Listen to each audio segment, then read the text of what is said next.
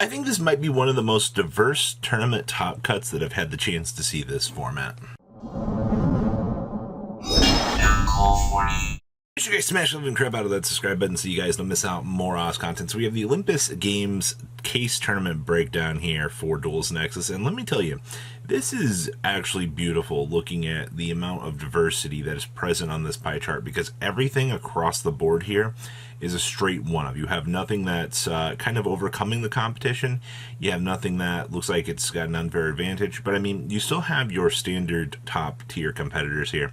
You obviously have things like Purely and Castor. I mean, if you're entering into a tournament right now and you're not expecting, you know, the two biggest contenders to be present in the room, then you're kind of doing something wrong, I feel like, at this point in time, because, you know, you have to play against these two in order to, you know, be able to even get a chance at, you know, a top cut. Like, let's be honest here, like, they are the gatekeepers at this point in time. Now, in terms of the rogue aspect of things here, we do have a rescue ace duelist in Top Cut, which I'm not all that surprised. Now, we do have a hero duelist. I don't know where this one came from. Hero struggled a little bit more to kind of get off the ground at this point in time, but I actually am very happy to see that Hero was able to get a foothold here in Top Cut. We also have a branded duelist. We have a synchro pile here as well.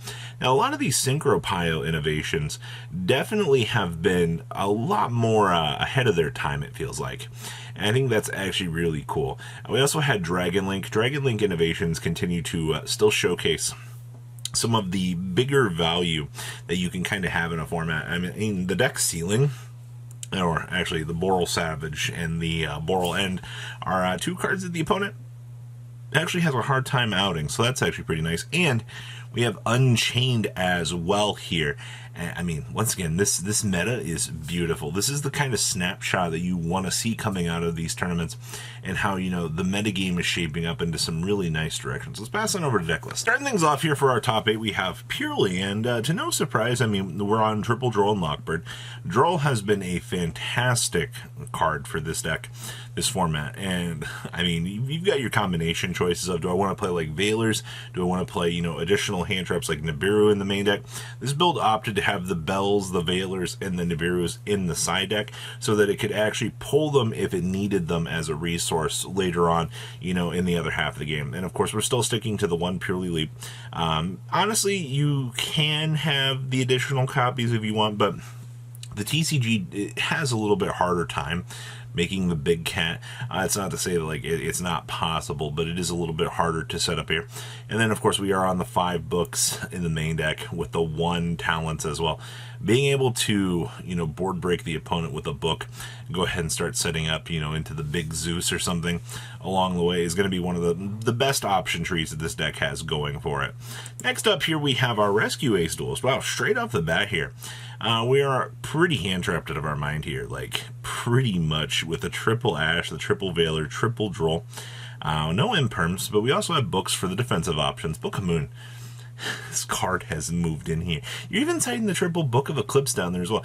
Yeah, the books have moved in here as solid defensive options to make sure that you can control anything that the opponent's going to do. And I do see that we are playing a Thurion Regulus in here. I have not seen a lot of people testing out Regulus in this deck. It does give a pretty interesting aspect to the deck of being able to have a boss monster you can extend out at the end of your combo, or, you know, be able to set up as a negate to make sure that, you know, if your opponent starts to do something that looks a little bit too scary, you can at least negate it, or, you know, you can use it as hand trap protection along the way. But either way, that is a pretty cool addition to the deck, not something that I've really seen as of late. Next up here, we have our Hero Duelist. Wow. They've also pulled a book out of the top shelf of the Book of Moon here. I also see down here that we are playing the Guilty Knight next to the Draco Quest in the side deck. It is 2 warrior monsters to make it with different attributes. And of course, I mean, with the Draco Knight there as well. So if your opponent's going to, like, end on, like, Dissipator or, like, a Baron, you can technically super poly both into the dragon, or you can use your hero monster in combination with a warrior Infernoble or something and super poly board break that way. Super poly's value gets a little bit more insane as the days go on, and especially, you know, if Hero out here is able to, you know, kind of mess around with those flex spots, you know, maybe board out a Baguska, board in, you know, one of the super poly targets depending on the matchup that they think that they're going to need it. But overall, That's actually pretty cool. The more lines of innovation that you can actually get out here, I feel like the better off that you're going to be. And that really says something about the hero deck as a whole at this point. Next up here is our branded list.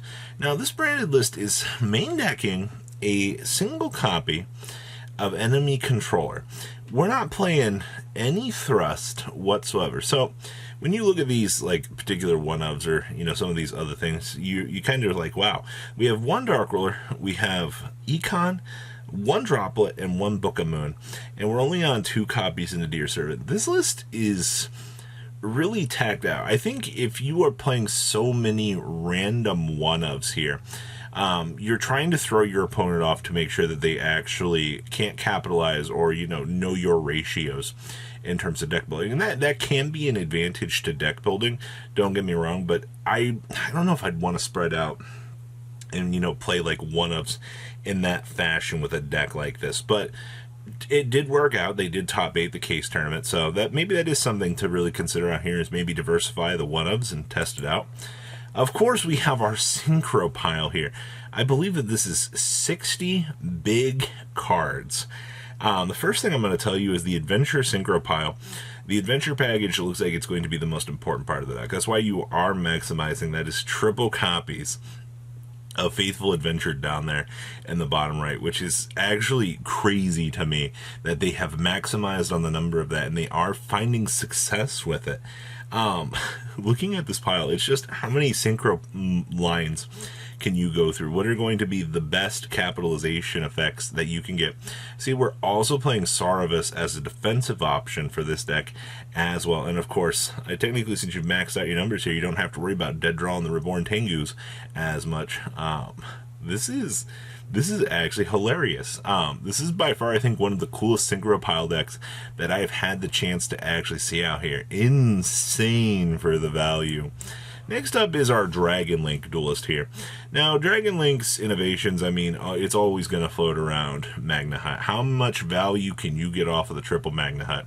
Is the floating power going to net you everything that you need? Probably.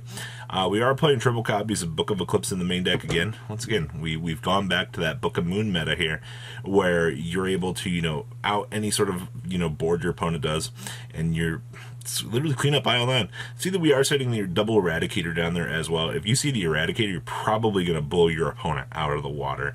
Like, that's just how good that particular package is. Especially when you can thrust into the Eradicator. Like, your opponent's going to be staring at you going, what in the world is happening here? Like, why am I about to just lose this game? And, it's because Yu-Gi-Oh! Cards are absolutely broken. I have nothing else really to say about this. The draws in the main deck are fine. Most of the ratios here absolutely look phenomenal. So good stuff. Next up here we have Cash Money Dollar Bills the deck. And once again, 6 frickin' books in the main deck. Triple Book of Moon, triple Book of Eclipse here. Not letting your opponent get the chance to play the game. I see that we are also on double Forbidden Lance here as well. So technically, if your opponent does have the book, you can technically chain the Lance, make your monster go into the protected mode, and you can kind of go ahead and attempt to play the game at that point in time. But if your opponent has like a follow-up or the additional book chain, I could only imagine losing to double book on the chain Lance in this current point in the format. But all right, I see that we're also playing. That's right, that is a little Megaclops down there in the extra deck. I'm pretty sure that was probably supposed to be the Link 1. It might have been a mistypo there. But interesting nonetheless. It's probably the Link 1, just so you know. Sometimes in terms of the deck building or showcasing, they could very easily mess up. Alright, and then we have our Unchained list here. I see that we are main decking double Lightning Storm, so we're not worried about anything that the opponent's going to do. We're just going to roll Unchained things across, our opponent. Honestly, I think that's like the best description for this deck. Is you're playing like a very ignorant turbo deck. You don't care about what anything your opponent's going to do. You're just here to set up and make sure that you can play the game. And then, of course, I see we have Super Poly down here in the side deck with that Draco Quest again. Showcasing to us that the meta is evolving at a pretty fast rate. So that is our breakdown here out of the Olympus Cards and Games case tournament. What do you guys think? Please leave a comment down below. Tell me what you guys think, and I'll see your beautiful faces back here later in the day, guys. Peace out. Patrons, thank you. Thank